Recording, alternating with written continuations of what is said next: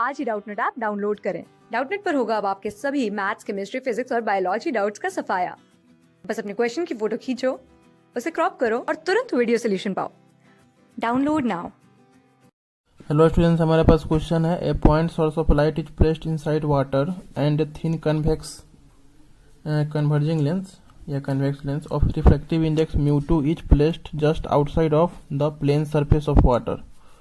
Okay, तो हमें कहा जा रहा है कि मान लीजिए एक ये वाटर का पॉन्ड है, इसमें एक कोई पॉइंट सोर्स लाइट का सोर्स जो है एस वो इसमें लाई कर रहा है।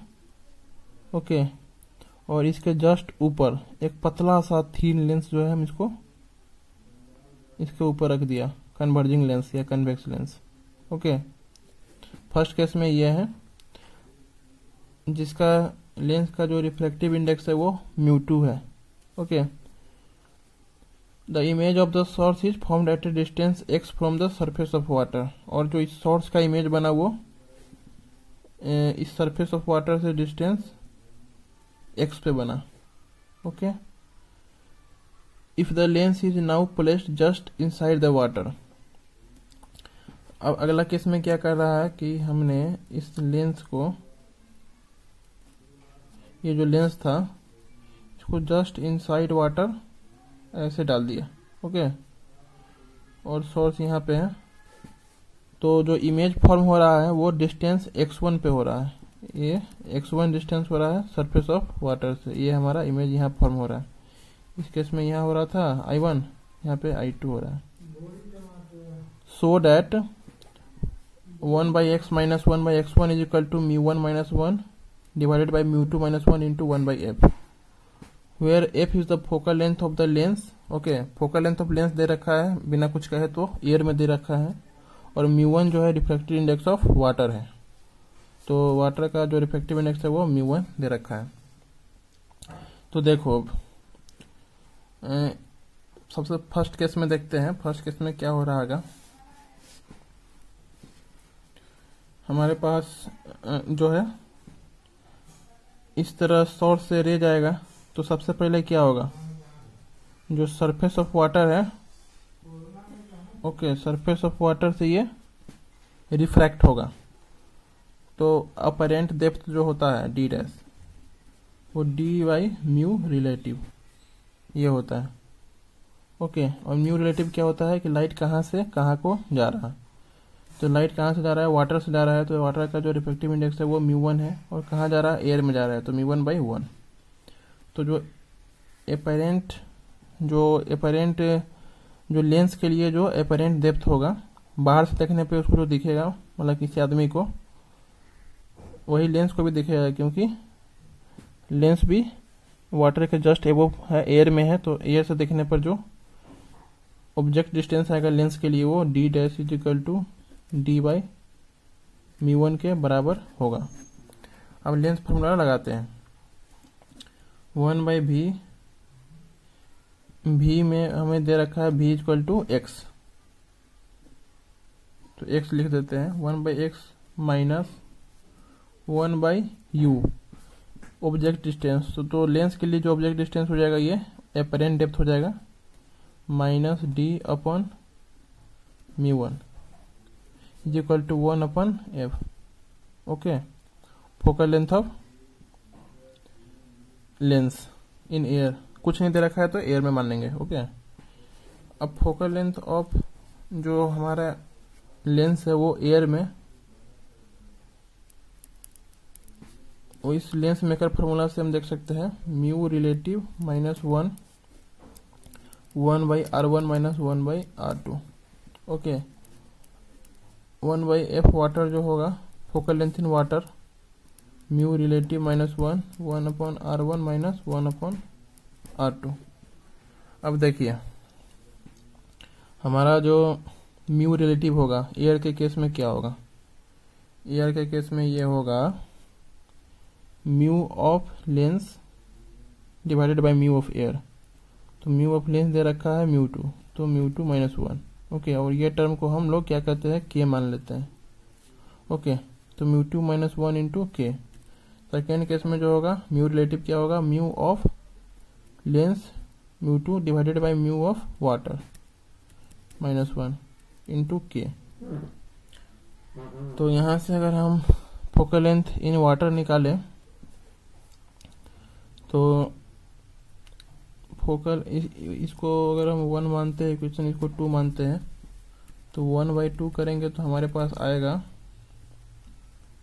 1/f ऑफ एयर, ऊपर चल जाएगा f of water is equal to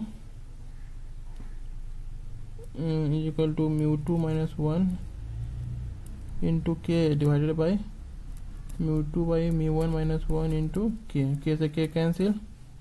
तो जो f ऑफ वाटर आएगा, f ऑफ वाटर जो आएगा वो होगा μ2 - 1 divided by μ2 - μ1 into μ1 into f। ये हमारा फोकल लेंथ इन वाटर आ गया। ओके, तो ये फार्मूला हमने लगाया था फर्स्ट केस के लिए, तो इसको हम लोग यहाँ पर लाकर छोड़ते हैं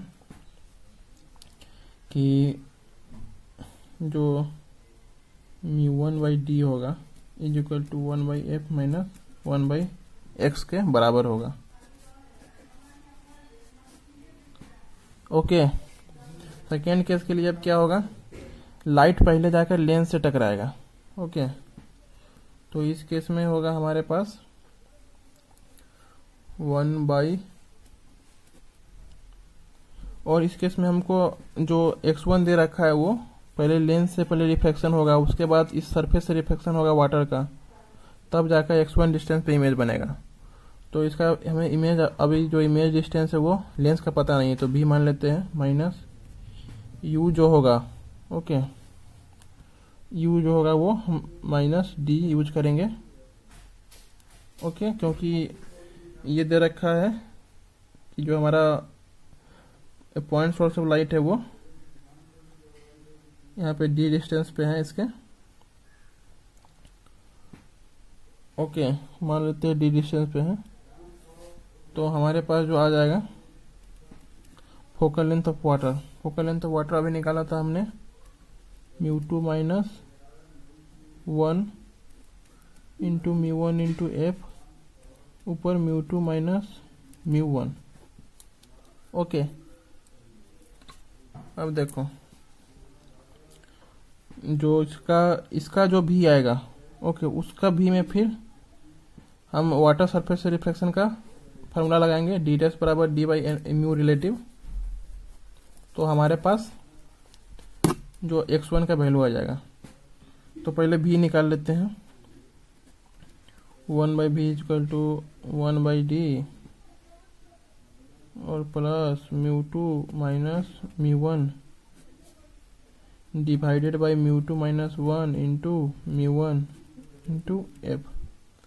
ओके, तो अब ये जो v आया तो एपरेंट डेप्थ क्या हो जाएगा, v बाई म्यू रिलेटिव। जो सेकेंड केस में जो हमारा d2 डैश है वो v बाई म्यू रिलेटिव। तो v का वैल्यू कितना है, v का जो वैल्यू है हमारे पास